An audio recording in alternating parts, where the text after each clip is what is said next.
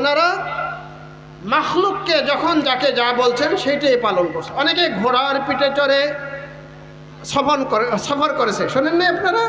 অনেকে এরকম করে সমুদ্রের উপর দিয়ে ঘোড়া চালায় গেছে, সেনাবাহিনী চলে গেছে, সমুদ্র তাদেরকে স্পর্শ করেনি। আগুন লাগছে জঙ্গলের মধ্যে, এই যে এখন আগুন লাগছে না, ইসরায়েলের মধ্যে বলে আগুন লাগছে, কিছুদিন আগে আমেরিকাতে লাগছিল, একবারে আগুন লাগছে। তখন এক সাহাবাকে বলছেন যে যাও আগুনটা তাড়াইয়া দিয়ে আসো। ওই সাহাবা ওই জঙ্গলের পাশে যাইয়া আগুনকে হাত দিয়া থাপড়াইতেছে আর বলতেছে আগুন ভিতরে, তুমি এখান থেকে দূরে সরে যাও, তুমি এখান থেকে, আগুন চলে গেছে। হযরত ওমর রাদিয়াল্লাহু তাআলা আনহু আগে কি ছিল সিস্টেম ছিল, নীল নদ শুকায় যেত, শুকায় গেলে ওটার মধ্যে একটা যুবতী মেয়েকে আয়না বলি দিতে হইতো। বলি বুঝেন তো, দেখছেন বলি দেওয়া, পাঠা বলি দেয়, দেখছেন না, এরকম বলি দিত। আচ্ছা, হযরত ওমরের রাজত্বের সময় যখন নীলনদ শুকায় গেছে, ওই এলাকার যে গভর্নর উনি বললেন যে এখানে তো সিস্টেম এরকম আছে, তাহলে এখন কি করা, নদীতে পানি দিবে না যদি এখানে মানুষ বলি না দেওয়া হয়। তখন হযরত ওমর রাদিয়াল্লাহু তাআলা চিঠি লিখলেন, কার কাছে? নদীর কাছে।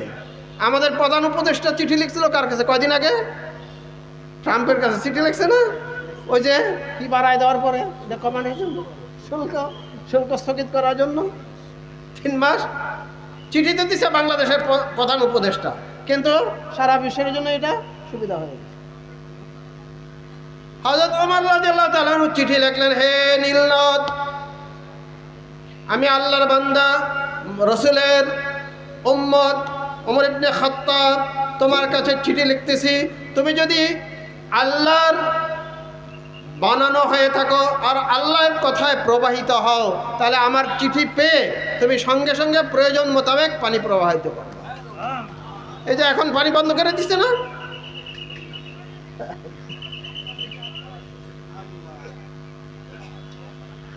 পরে কি হয়েছে, ওই যে নীলনদ চালু হয়েছে, আজ পর্যন্ত আর নীলনদ বন্ধ হয়। তাহলে আমি যদি আল্লাহর হতে পারি, তাহলে সারা জাহান কার? আমার হয়ে যাবে, সারা জাহান আমার হয়ে যাবে। তা আমরা কি আল্লাহর হব? কি বলেন, আল্লাহর হব? আচ্ছা, আল্লাহর হওয়ার জন্য কেউ যদি আল্লাহর আপন হতে চায়, আল্লাহর প্রিয় হতে চায়, আল্লাহর বন্ধু হতে চায়, তাহলে কি করতে হবে? 1 নম্বর হলো ঈমানটাকে ধরে রাখতে হবে। কি করতে হবে? ঈমানটাকে ধরে রাখতে হবে।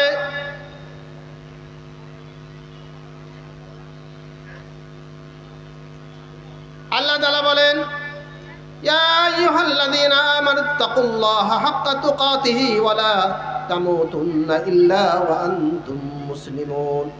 হে ঈমানদারগণ, তোমরা আল্লাহকে যেমন ভয় করা দরকার সেরকম ভয় করো। ওয়ালা তামুতুন্না, তোমরা মৃত্যুবরণ করবে না, ইল্লা ওয়া আনতুম মুসলিমুন, কিন্তু মুসলিম অবস্থায় মৃত্যুবরণ করবে, মুসলমান অবস্থায় মৃত্যুবরণ করবে।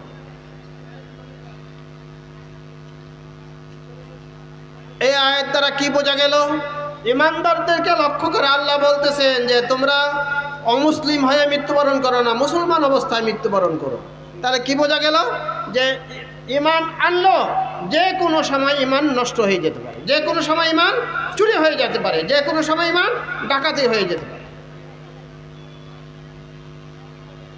ঈমানটা কতটুকু মূল্যবান? ঈমানটা কি এই মোবাইলের মতো মূল্যবান না এর থেকে বেশি মূল্যবান? বেশি। মোবাইলটাকে হেফাজত করার জন্য চেষ্টা করেন না? করেন? আপনাদের কারো মোবাইল কি চুরি হয়েছে পকেট থেকে? হয়েছে? কয়টা হয়েছে? হ্যাঁ, 2টা। আচ্ছা, ঠিক আছে। আজকাল জানাজার নামাজ থেকেও মোবাইল চুরি হয়।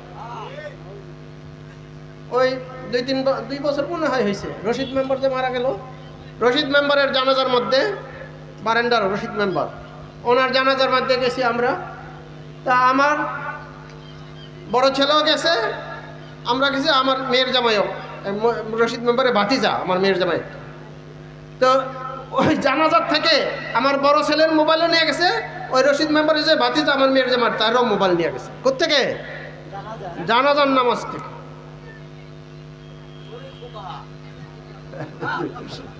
আচ্ছা,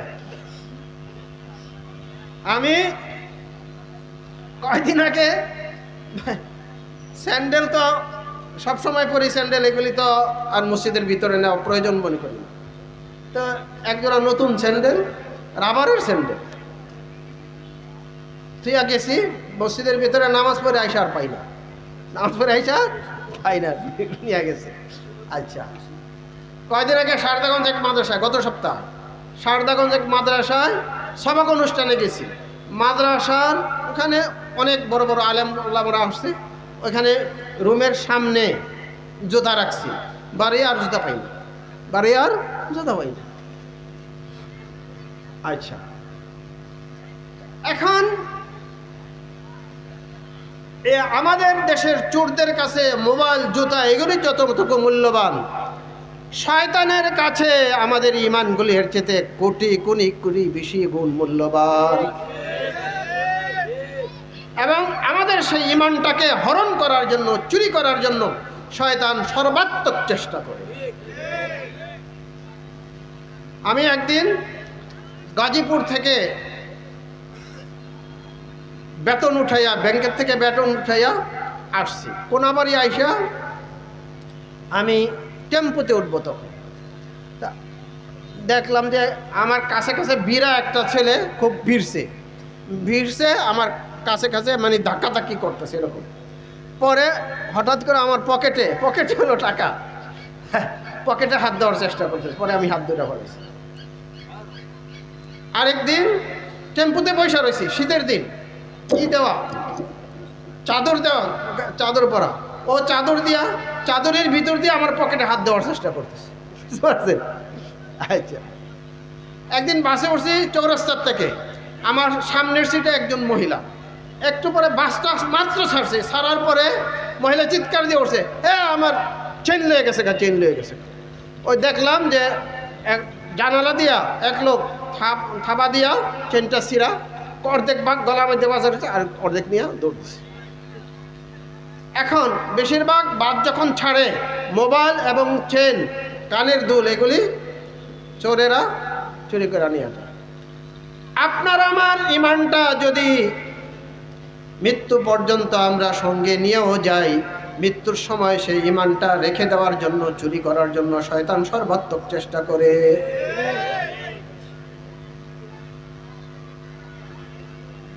শয়তান আল্লাহ পাকের কাছে চ্যালেঞ্জ করে আসছে,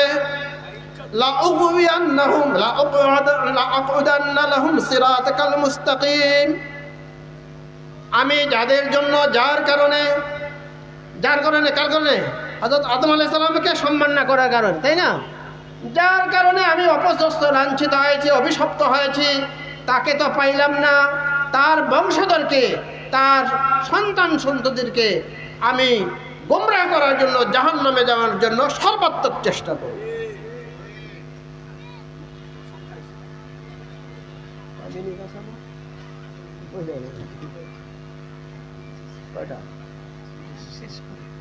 আচ্ছা, ঠিক আছে।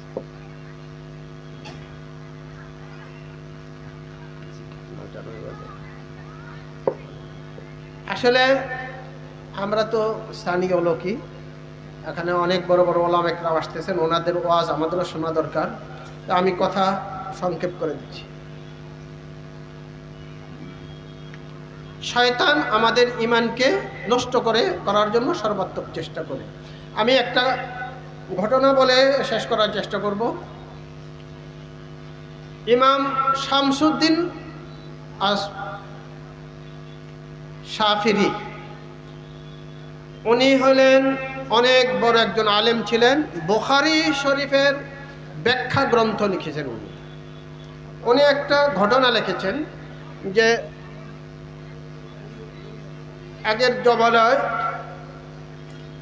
তিনজন বন্ধু ছিল একটা গ্রামে, ইমানদার ছিল তারা।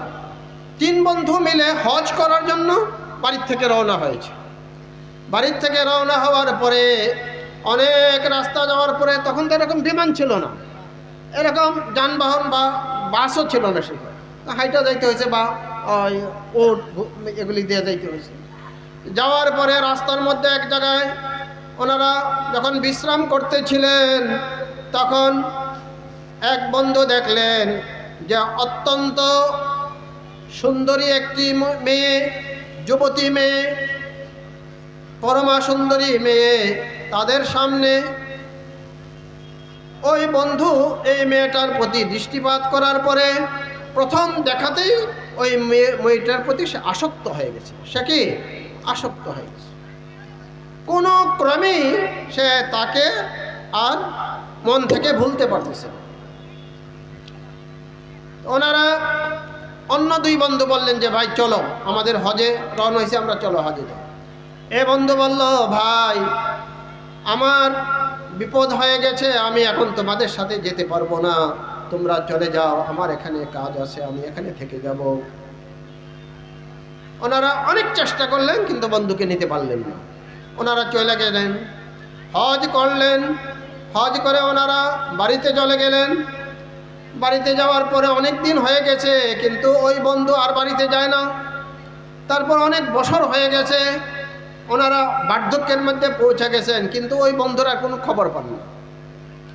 খবর না পেয়ে ওনারা বললেন যে তাহলে আমরা যাই, একটু খোঁজখবর নেই, চলো যাই। ওনারা গেছেন। যাওয়ার পরে অনেক খোঁজখবর নিয়ে জানতে পারলেন যে ওই লোকটা এই গ্রামেই ওই বাড়িতে থাকতো, সে মারা গেছে, 5-6 দিন আগে মারা গেছে। তো বললো যে ঠিক আছে, তার কবরে যাই, আমরা কবরটা দেখি। তো কবরের মধ্যে গেল, গিয়া দেখলো যে একজন বৃদ্ধা মহিলা আর 2 জন যুবক কবরের মধ্যে কান্নাকাটি করছে। জিজ্ঞাসা করার পরে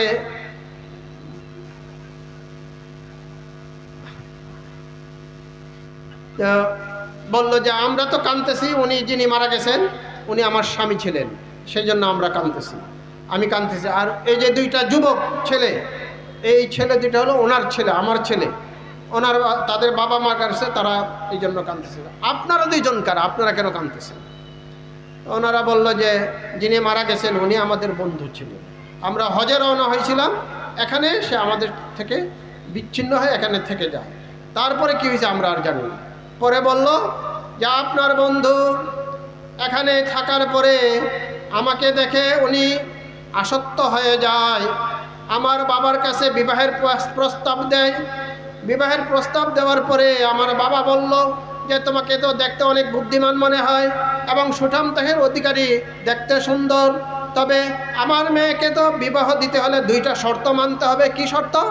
একটা হলো যে আমরা খ্রিস্টান, তুমি তো মুসলিম, তোমার ধর্ম ত্যাগ করে তোমাকে খ্রিস্টান হতে হবে। আরেকটা কি শর্ত? আরেকটা শর্ত হলো তুমি বিবাহ করার পরে আমার মেয়েকে নিয়ে এখানেই তোমাকে বসবাস করতে হবে, আর কোথাও যাইতে পারবে না। এই 2টা শর্ত উনি মেনে ইসলাম ধর্ম ত্যাগ করে মুসলমান হয়ে গেল, খ্রিস্টান হয়ে গেল। তারপরে ওইখানে রয়ে গেল, ওই মেয়েকে বিবাহ করলো, আর তারপরে সন্তান হলো, বয়স মানে বুড়া হয়ে মারা গেছে। একথা শুনে ওনারা খুব কান্নাকাটি করলেন। এখন ওই মহিলা তাদের এই কান্নাকাটি দেখে বা এই ঘটনা শুনে বলল যে আমার মনে হয় ইসলাম ধর্মটা সঠিক, এবং আমার স্বামী যেহেতু মুসলমান ছিলেন, উনি খ্রিস্টান হয়ে গেছেন আমার কারণে, সুতরাং আমি তওবা করলাম, আমাকে আপনি কলমা পড়ান, আমাকে মুসলমান বানান। ওই মহিলা মুসলমান হলো। যুবক ছেলে 2টা তারা বলল যে যেহেতু আমার বাবা একসময় মুসলমান ছিল এবং আমার মাও বুদ্ধিমতী, উনিও মুসলমান হয়েছেন, সুতরাং আমাদের মনে হয় ইসলাম ধর্মটা সঠিক, আমরাও মুসলমান হতে চাই, আমাদেরকেও মুসলমান বানান। মুসলমান হল। এখন এই যে শামসুদ্দিন সাফিরি উনি লিখেছেন যে মান কানা মুসলিমান মাতা কাফিরান, যে ব্যক্তি মুসলমান ছিল সে কাফের অবস্থায় মৃত্যুবরণ করলো। আর অমান কানা কাফিরান, মাতা মুসলিমান, আর যে ব্যক্তি কাফের ছিল সে ইসলাম গ্রহণ করলো, পরে তাদের ইসলামের উপরে মুসলমান অবস্থায় তাদের মৃত্যু হইল। আরেকটা হাদিসও আছে, নবীজি বলেছেন অনেক লোক এমন আছে সারা জীবন নেক আমল করে, সুন্নতের উপর চলে, নামাজ রোজা সব কিছু করে, এমন আমল করতে করতে সে জান্নাতের কিনারায় পৌঁছে যায়, মানে সে মরলেই সে জান্নাতের আরাম আয়েশ সুখ শান্তি ভোগ করতে পারবে, এমন জান্নাতের কিনারায় পৌঁছে যায়। কিন্তু হঠাৎ এমন একটা কাজ করে বসে, যেই কাজের কারণে আল্লাহ তাআলা অসন্তুষ্ট হয়ে যান আর তার জীবনের সমস্ত আমল বরবাদ হয়ে যায়, সে কাফের হয়ে যায়, বেঈমান হয়ে মারা যায়, জাহান্নামী হয়ে যায়। আরেকটা লোক সারা জীবন আল্লাহ পাকের নাফরমানি করে, এমন সব ধরনের পাপ করে, সব ধরনের অপরাধ করে, কিন্তু শেষ জীবনে সে যখন বুঝতে পারে যে এই কাজগুলি তার ঠিক হয় নাই, সে তওবা করে মুসলমান হয়, তখন আল্লাহ তাআলা তার তওবাকে কবুল করে জীবনের সমস্ত গুনাহ খাতা মাফ করে দেন, তখন সে জান্নাতি হয়ে যায়। সুতরাং আমরা যদি আল্লাহর প্রিয় বান্দা হয়ে কবরে যেতে চাই, ঈমান নিয়ে যেতে হবে। আমাদের কি করতে হবে? ঈমান নিয়ে যেতে হবে। ঈমান নিয়ে যাওয়ার জন্য এই যে এই ঘটনাটা লেখছে যে ঈমান নিয়ে যাওয়ার জন্য 1 নম্বর কাজটা করতে হবে, ঈমানের যে সম্পদ, মহামূল্যবান সম্পদ, এটাকে সদা সর্বদা সর্বক্ষণ 24 ঘন্টা যাতে এটা কেউ নষ্ট করতে না পারে সেই জন্য সজাগ থাকতে হবে। এটা হলো 1 নম্বর। আর 2 নম্বর হলো চোখের হেফাজত করতে হবে। ওই যে এই লোকের ঈমান নষ্ট হয়েছে কেন? চোখের কারণে। একটা দৃষ্টি, কারণ চোখটা হলো শয়তানের তীর। আল্লাহ নবী বলেছেন কি? চোখটা হলো শয়তানের তীর। আর এই শয়তান তীর নিক্ষেপ করে চোখের দ্বারা মহিলাদের মাধ্যমে, নারীদের মাধ্যমে। সুতরাং আমরা আমাদের 1 নম্বর আমল হলো ঈমানের হেফাজতের জন্য চেষ্টা করতে হবে। আর ঈমান যে আল্লাহ তাআলা আমাদেরকে দিয়েছেন এই জন্য শুকরিয়া আদায় করতে হবে সবসময়। কারণ কোরআন শরীফের মধ্যে আল্লাহ তাআলা বলছেন লাইন শাকারতুম লাআযীদান্নাকুম, তোমরা যদি আমার নিয়ামতের শুকরিয়া আদায় করো নিয়ামত বাড়াই দেব। তাহলে ঈমানের নিয়ামতের যদি শুকরিয়া আদায় করি আমাদের ঈমান আল্লাহ তাআলা বাড়াই দিবেন এবং সেই ঈমান নিয়ে মৃত্যুবরণ করে আল্লাহ তাআলা তৌফিক দিবেন। আর চোখের যদি হেফাজত করি আল্লাহ তাআলা আমাদেরকে ঈমানের মতো দৌলত নিয়ে কবরে যাওয়ার তৌফিক দিবেন। আর কয়েকটা আমলের কথা আছে, এগুলি আমি বলতে চেয়েছিলাম, আজকে আর সময় নাই। একটা আমল অনেকে হয়তো করেন, সেটা হলো প্রত্যেক ফরজ নামাজের পরে আয়াতুল কুরসি পড়লে আল্লাহ নবী বলেছেন তার মধ্যে আর মৃত্যুর মধ্যে, তার মধ্যে আর জান্নাতের মধ্যে শুধু প্রাচীরটা হলো মৃত্যুবরণ করলেই সে জান্নাতের আরাম আয়েশ বুক করতে পারবে। আয়াতুল কুরসি পড়তে কয় সেকেন্ড লাগে? কয় সেকেন্ড লাগে? আধা মিনিট বোধহয় লাগবে আয়াতুল কুরসি পড়তে। আমি পরে আপনারা শোনেন। আল্লাহু লা ইলাহা ইল্লা হুয়াল হাইয়ুল কাইয়্যুম লা তাখুযুহু সিনাতুন ওয়ালা নাওম লাহু মা ফিস সামাওয়াতি ওয়া মা ফিল আরদ মান যাল্লাযী ইয়াশফা'ু ইনদাহু ইল্লা বিইذনি ইয়া'লামু মা বাইনা আইদিহিম ওয়া মা খালফাহুম ওয়া লা ইউহীতুনা বিশাইইন মিন ইলমিহি ইল্লা বিমা শাআ ওয়াসি'a কুরসিয়্যুহুস সামাওয়াতি ওয়াল আরদ ওয়ালা ইয়াউদুহু হিফযুহুমা ওয়া হুয়াল আলিয়্যুল আযীম। কতক্ষণ লাগছে? আধা মিনিট।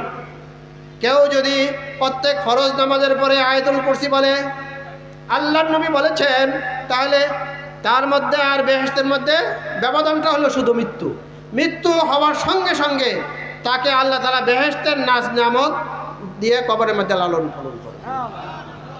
তাহলে এটা যারা এখনো শিখেন নাই তারা কি শিখবেন? কি বলেন? শিখবেন? কে শিখবেন দেখি? হাত ওঠান দেখি। আল্লাহ তাআলা তৌফিক দান করেন। আরেকটা আমলের কথা বলে শেষ করে দেই।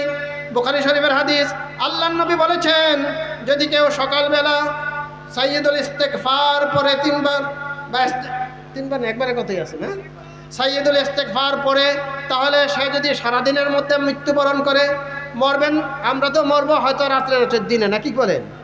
রাত দিন ছাড়া তার সময় নেই। যদি সকালে ফজরের নামাজের পরে আর সূর্য ডোবার আগে যদি তার মৃত্যু হয় তাহলে অবশ্যই সে বেহেশতে যাবে। আর যদি মাগরিবের নামাজের পরে আর সূর্য ওঠার আগে যদি তার মৃত্যু হয় তাহলে অবশ্যই সে বেহেশতে যাবে। তাহলে সাইয়্যিদুল ইস্তিগফার সকলেই কি পড়েন? কে কে পড়েন দেখি, হাত উঠান দেখি। সকলে তো জানেন না। এখন কি শিখবেন? সাইয়্যিদুল ইস্তিগফার পড়তে আরো কম সময় লাগে। আল্লাহুম্মা আনতা রাব্বি লা ইলাহা ইল্লা আনতা খালাকতানি ওয়া আনা আবদুকা ওয়া আনা আলা আহদিকা ওয়া ওয়া'দিকা মাস্তাতা'তু ওয়া আউযু বিকা মিন শাররি মা সানাতু আবুউ লাকা বিনি'মাতিকা আলাইয়া আবুউ বিইসমি বিযামবি ফাগফিরলি ফাইন্নাহু লা ইয়াগফিরুয যুনুবা ইল্লা আনতা। এটা তো 10-15 সেকেন্ড বোধহয় লাগছে। তাহলে মাগরিবের নামাজের পরে, ফজরের নামাজের পরে পড়লে ইনশাআল্লাহ আমরা বেহেশতে যেতে পারবো। পড়বো না? আমরা শিখবো না? আল্লাহ তাআলা আমাদের সকলকে শিখার এবং আমল করার তৌফিক দান করেন। ওয়া আখিরু দাওয়ানা আলহামদুলিল্লাহি রাব্বিল আলামিন।